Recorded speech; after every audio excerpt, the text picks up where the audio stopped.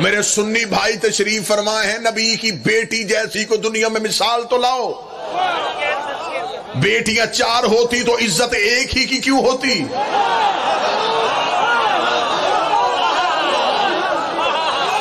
بیٹیاں 4 تھی تو مباہلے میں ایک کیوں گئی؟ بیٹیاں 4 تھی تو چادر ایک نے کیوں رسول کو دی؟ آپ نے اپنی سنی کتابوں میں لکھا ہے کہ نبی پہ مکے کے کافروں نے گندگی پھینکی اور سیدہ گھر سے گئی۔ بیٹیاں 4 تھی، بچانے ایک کیوں گئی؟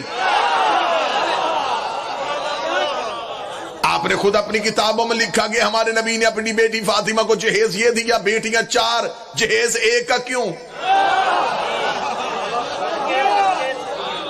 بیٹیاں 4 ہے، ستارہ ایک کے دروازے پہ کیوں؟ جو چپ بیٹھے ہو تمہاری چپ کا بت توڑنے کے لیے جملہ کہنے لگا ہوں، بیٹیاں 4 ہیں، نواسے حسن حسین ہی کیوں؟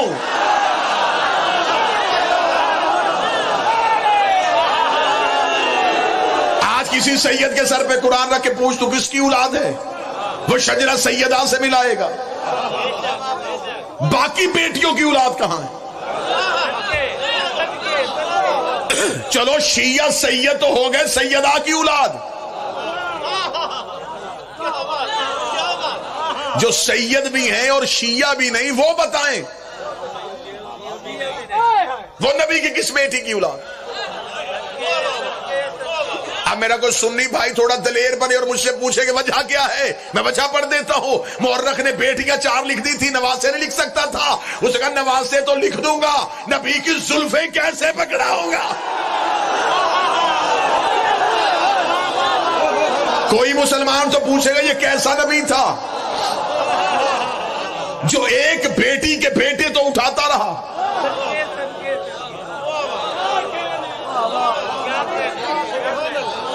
مولوی نے سنتیں دیکھی ہیں، سنتوں کی وجہ نہیں دیکھی۔ درمیان سے مانگ نکالو، نبی کی سنت یہ نہیں بتایا کہ سنت کی وجہ کیا تھی۔ ساری دنیا کے مولویوں نے کہا درمیان سے مانگ نکالو، نبی کی سنت یہ کیوں نہیں بتائی یہ سنت تھی کیوں؟ نبی ایک دن درمیان سے مانگ نکال کے بازار میں آئے، صحابہ نے کہا یا رسول اللہ آج زلفوں میں مانگ کیوں ہے؟ فرمایا اس کے حکم کے مطابق۔ فرمایا اس نے حکم کیوں دیا ہے؟ فرمایا اس لیے میرے ایک کاندھے پہ حسن بیٹھتا ہے، ایک پہ حسین بیٹھتا ہے۔ اللہ نے کہا جتنی زلفیں حسن کے ہاتھ میں ہو اتنی حسین کے ہاتھ۔ زلفیں یاد رکھی، سوار بھول گئے۔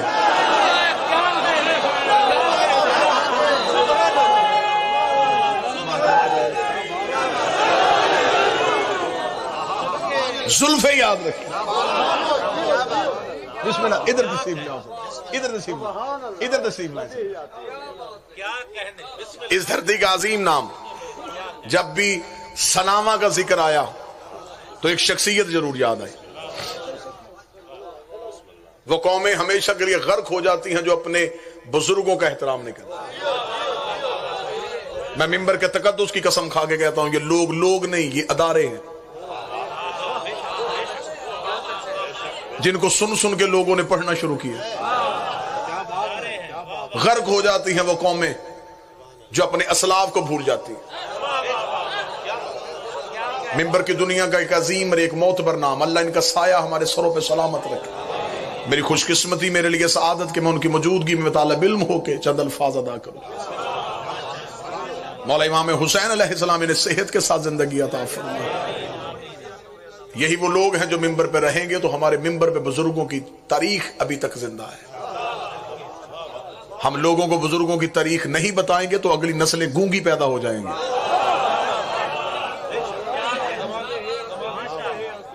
یہ اپنے دور کے چمکتے ہوئے سورج تھے، میرا مالک ہمیشہ انہیں چمکتا اور دمکتا رکھے۔ بیٹیاں 4 نواسے 2 کیوں؟ بیٹیاں 4 جنت کے سردار ایک ہی کے بیٹے۔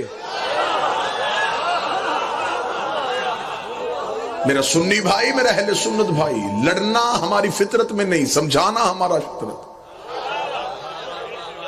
کون کہتا ہے کہ ہم شیعہ احترام نہیں کرتے؟ ہم تو احترام کرتے ہیں۔ اگر ہم نبی کی ایک بیٹی مان لیتے باقیوں کو کیوں نہ مانتے؟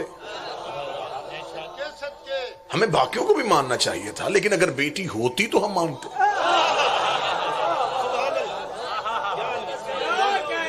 یہ اعتراض ہے، میں اس علاقے میں اپنے اہل سنت بھائیوں سے کہہ رہا ہوں، یہ بالکل اعتراض ہے۔ میں شیعہ خطیب ہوں، میں ممبر پہ شیعوں کی ترجمان نہیں کرتے ہوئے کہہ رہا ہوں۔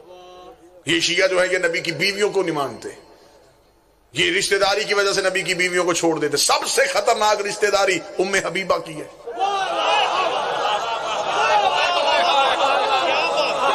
اگر ہم رشتہ داری کی وجہ سے چھوڑتے تو ہم اسے چھوڑ دیتے۔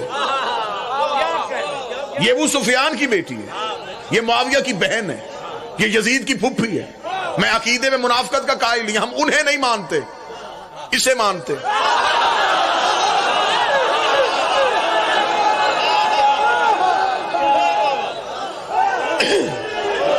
جنہیں نہیں مانتے ڈنکے کی چوٹ پہ نہیں مانتے، جنہیں مانتے ہیں ڈنکے کی چوٹ پہ مانتے۔ میں واضح طور پہ اعلان کر رہا ہوں کہ ہم انہیں نہیں مانتے، اسے مانتے۔ اور زیادہ واقعات بھی ہمیں نہیں ملے، صرف ایک واقعہ ملا۔ ہم نے اس بی بی کے دروازے پہ سر کو جھکا دیا جب فتح مکہ کے بعد باپ بیٹی کو ملنے کے لیے گھر آیا تھا۔ اس شریف نیت والی بی بی نے یہ کہہ کے نبی کے چمڑے کا بستر باپ کے نیچے سے کھینچ لیا تھا، اٹھ جا بابا، یہ پاک ہے، تو نہ پاک ہے۔ ہم نے سلام کیا، ہم نے کہا سلام ہو بی بی۔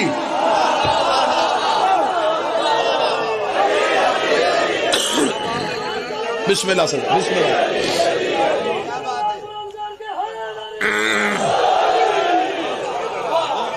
ہمارا سلام اس شہزادی کی سے۔ یہ کیسے ہو سکتا ہے کہ کوئی نبی سے وفا کرے اور ہم اس سے غداری کرے؟ ہم تو اتنی محبت کرنے والے لوگ ہیں، جو گھوڑا نبی کے بیٹے کے ساتھ وفا کر گیا ہم آج تک اس کی شبیہ بنا کے چوم رہے ہیں۔ جانور ان سے وفا کرے تو ہم اسے سلام کرتے ہیں۔ کیا بات ہے، جانور ان سے وفا، کوئی بندہ ان سے وفا کرے ہم اسے سلام نہ کریں۔ ایک ہی بیٹی ہے نبی کی جسے نسل رسول چلی، جسے اللہ نے کوثر کہہ کے بلایا۔ ایک بندے نے میرے امام سے آ کے کہا، اس نے کہا مولا تیری جدہ کی عزت زیادہ ہے یا عیسیٰ کی ماں مریم کی؟ فرمایا ہماری جدہ کی۔ اس نے کہا اگر آپ کی جدہ کی عزت زیادہ ہے تو اللہ نے قرآن میں عیسیٰ کی ماں کا نام لیا ہے، آپ کی ماں کا نام تو قرآن میں ہے ہی نہیں۔ امام نے لمحہ دیر کیے بغیر، تجھے نہیں پتا بادشاہ درباروں میں کنیزوں کا نام لیتے ہیں، شہزادیوں کا نام لیتے ہیں۔ ہائے ہائے ہائے، کہاں مریم کہاں سیدہ؟ مریم کا تقابل سیدہ سے کیسے؟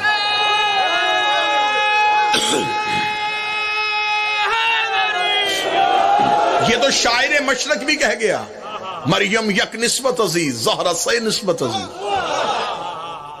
مریم کے پاس عزت کے لیے صرف ایک ہی نسبت ہے، عیسیٰ کی ماں۔ سیدہ کے پاس 3 نسبتیں ہیں، محمد کی بیٹی، علی کی زوجہ، حسنین کی اماں۔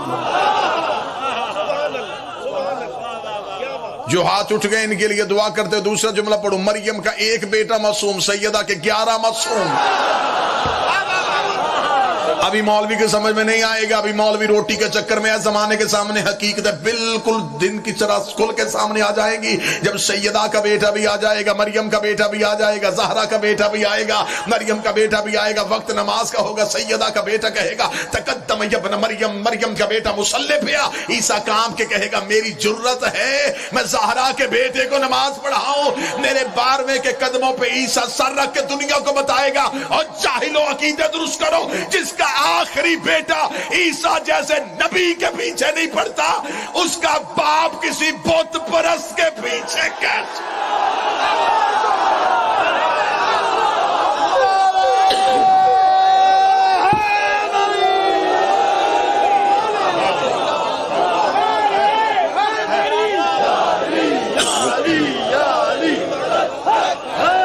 بسم اللہ۔ سیدہ کے پاس ایک نسبت نہیں، سیدہ کے پاس کئی نسبتیں۔ کہاں مریم؟ مریم ہے، مریم صدیقہ بھی ہے، مریم بطول بھی ہے، لیکن مریم ہے بطول صغرا، سیدہ ہے بطول کبرا۔ یہ نہیں کہ ہم شیعہ جناب مریم کی عزت نہیں کرتے، عزت والی شہزادی ہے، اللہ نے اسے قرآن میں بطول کہا ہے۔ بطول صغرا ہے، وہ بطول کبرا ہے۔ کتنا اچھا فرق سمجھانے لگا ہوں، اور بالکل لطیف نکتہ ہے لطیف اذہان کے لیے۔ مریم ہے بغیر شوہر کے بطول،